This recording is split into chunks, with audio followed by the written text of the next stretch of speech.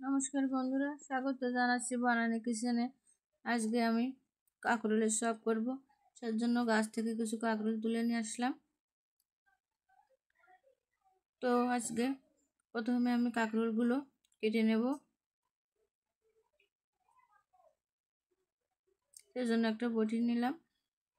কাঁকরোলের যে উপরের যে শক্ত আবরণটা, ওইটা আমি আগে ছেলে নেব।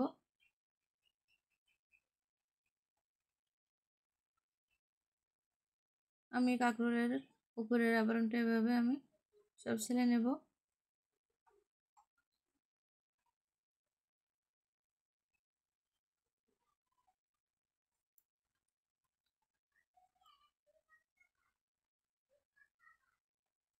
তো কাঁকরোলটা এখন আমার ছালা হয়ে গেছে।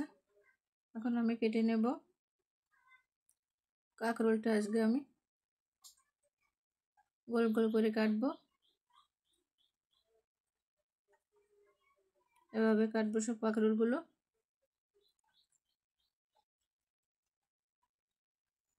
আসলে অনেক রকমের চপ তো খেয়েছি, কাঁকরোলের চপ খাইনি, তাই আজকে ভাবলাম একটু কাঁকরোলের চপ করি।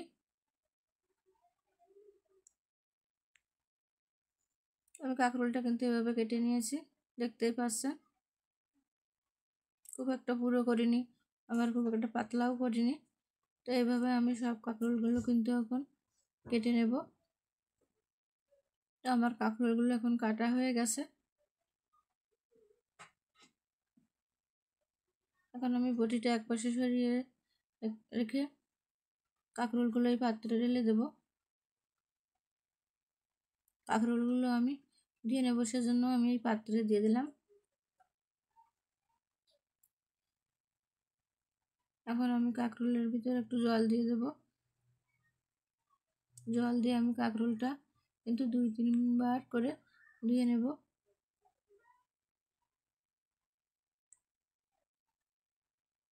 তো আমার কাঁকরোলটা কিন্তু এখন ধোয়া হয়ে গেছে। এখন কাঁকরোলটা আমি একটু ভাপিয়ে নেব। সেজন্য আমি চুলায় জ্বালিয়ে চুলার উপর কড়াই বসিয়ে দিয়েছি। কড়াইতে জলও দিয়ে দিয়েছি। তো এখন আমি কাঁকরোলগুলো ওই জলের ভিতর দিয়ে দেব।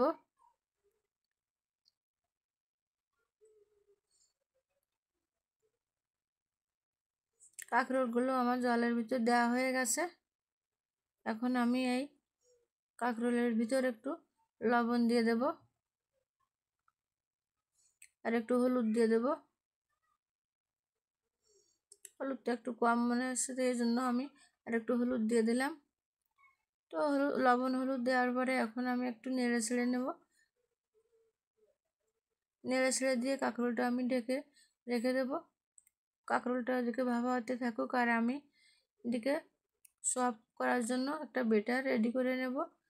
তো আমি একটা পাত্রে প্রথমে ময়দা নিয়ে নিলাম।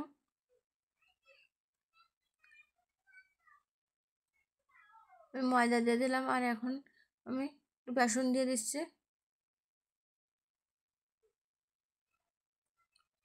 এখন আমি অল্প একটু কর্নফ্লাওয়ার দিচ্ছি।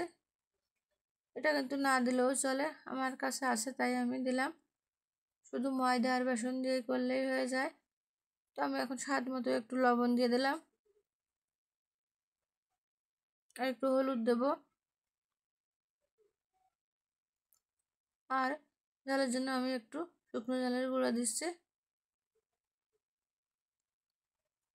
সব কিছু এখন আমার দেওয়া হয়ে গেছে। এটা আমি এখন মেখে নেব, কিন্তু একবারে কিন্তু জল দিয়ে মাখা যাবে না, অল্প অল্প করে জল দিয়ে মাখতে হবে। তো আমি অল্প অল্প করে জল দিয়ে মেখে নিচ্ছি। ব্যাটারটা কিন্তু একটু ভালো করে মেখে নিতে হবে সবাই নিয়ে, তাহলে সুন্দর ব্যাটার তৈরি হবে। আর ব্যাটারটা কিন্তু ভালো তৈরি হলে সবটাও খেতে ভালো হয়। তো আমি অল্প অল্প করে জল দিয়ে, দেখতেই পাচ্ছেন কীভাবে মাখছি।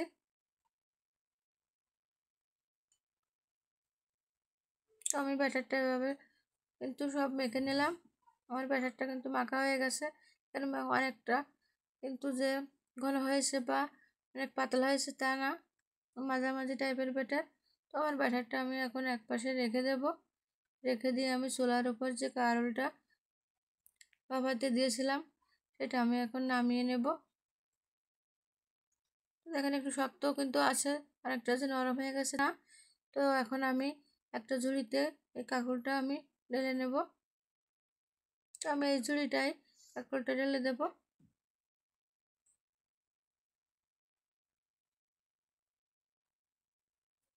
তো আমি কাঁকরোলটা কিন্তু এই যে ঢেলে নিয়েছি, এখন ওই জলটা ফেলে দেব।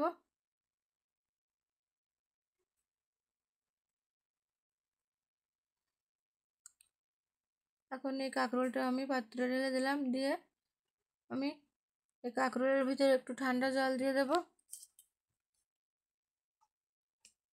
তাহলে কাঁকরোলটা কিন্তু আর বেশি সিদ্ধ হবে না, যেরকম আছে এরকমই থাকবে, নাহলে গরম ভাব বসে বেশি সিদ্ধ হয়ে যেত, এই জন্য ঠান্ডা জল দেওয়া। তো এখন কাঁকরোলগুলো আমি তুলে নিলাম, আর এদিকে আমি চুলোর উপর কড়াইতে তেল দিয়ে দিয়েছি গরম হওয়ার জন্য। তো আমার তেলটা মনে হচ্ছে এখন গরম হয়ে গেছে। এখন আমি কাঁকরোলগুলো সব তৈরি করার জন্য ব্যাটারে দিয়ে দেব। তো কাঁকরোলের উপরে সে ভালো করে আমি ব্যাটারটা এভাবে লাগিয়ে নেব, যাতে উপর নিচ সব দুদিকেই ভালো করে ব্যাটার লেগে যায়, সেভাবে লাগাতে হবে। তো আমার ব্যাটার লাগানো হয়ে গেছে, এখন আমি সবগুলো তেলের ভিতর দিয়ে দেব। তো আমি তেলের ভিতর কিন্তু সবগুলো সব দিয়ে দিয়েছি।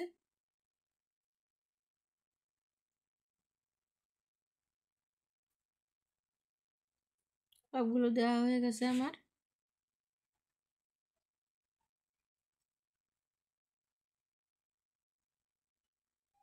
তো এখন আমি একটু উল্টিয়ে দেব। আমার এই যে নিচের পাশটা কিন্তু হয়ে গেছে, তো সবগুলো আমি উল্টিয়ে দিয়েছি। এখন আমার ওপর পাশটা হয়ে গেছে, বড়াগুলো কিন্তু আমার ভাজা হয়ে গেছে। আমি এখন নামিয়ে নেব একটা পাত্রে। তো আমি একটা চাকনিতে এভাবে তেলটা ঝাঁকিয়ে ঝাঁকিয়ে আমি সবগুলো তুলে নেব।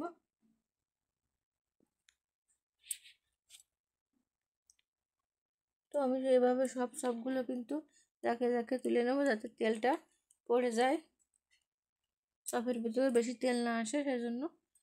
তো এখন আমার সবগুলো তোলা হয়ে গেছে, এখন আমি আরও কিছুটা সব দিয়ে দেব। আগে যেভাবে দিছিলাম সব এই যে কাঁকরোলের উপর আমি ব্যাটারটা কিন্তু ভালো করেই লাগিয়ে নিচ্ছি, লাগিয়ে লাগিয়ে আমি তেলের ভিতরে দিয়ে দিচ্ছি। তো এভাবেও আমি একটা দুটো করে সবগুলো কিন্তু তেলে দিয়ে দিয়েছি। তো এগুলোও আমি আগের মতন ভেজে নেব। এগুলোও আমার ওপার পাশ হয়ে গেছে, এজন্য আমি উল্টিয়ে দিচ্ছি। তো এখন আমার এগুলো সব ভাজা হয়ে গেছে, এখন আমি নামিয়ে নিচ্ছি। তো আমার নামানো হয়ে গেছে সবগুলো, আর অল্প একটু আছে, ওটাও আমি দিয়ে দেব। তো আগের মতো আমি তেলের ভিতরে এই সবগুলো দিয়ে দিলাম।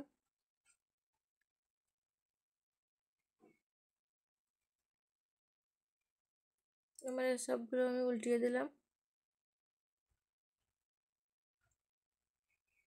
তো এই সবগুলো কিন্তু আমার সব ভাজা হয়ে গেছে, এখন আমি নামিয়ে নিচ্ছি। সবগুলো কিন্তু আমি এভাবে তেল ঝাঁকিয়ে ঝাঁকিয়ে তুলে নিলাম। তো আপনাদের একটু দেখাবো ভেঙে। এর ভিতরটা কিন্তু সিদ্ধ হয়ে গেছে খুব সুন্দরভাবে, আর উপরটাও মুসমুসে আছে। তো এটা এখন আমরা সন্ধ্যায় সবাই মিলে খাবো, তো সেজন্য একটু তৈরি করে নিলাম। দেখেন উপরে আমি কিছু বিট লবণ দিয়ে দিলাম, আর টমেটো সস, পেঁয়াজ কুচি আর কাঁচা ঝাল কুচি দিয়ে সবাই বসে সন্ধ্যায় খাওয়া দাওয়া হবে এটা। তো আমার এই চপের রেসিপি, কাঁকরোলের চপের রেসিপি যদি আপনাদের ভালো লেগে থাকে তাহলে আমাকে লাইক কমেন্ট শেয়ার করবেন, আর আমার চ্যানেলটিকে সাবস্ক্রাইব করে আমার পাশে থাকবেন। দেখা হবে পরবর্তী নতুন কোনো ভিডিওতে। ধন্যবাদ সবাইকে।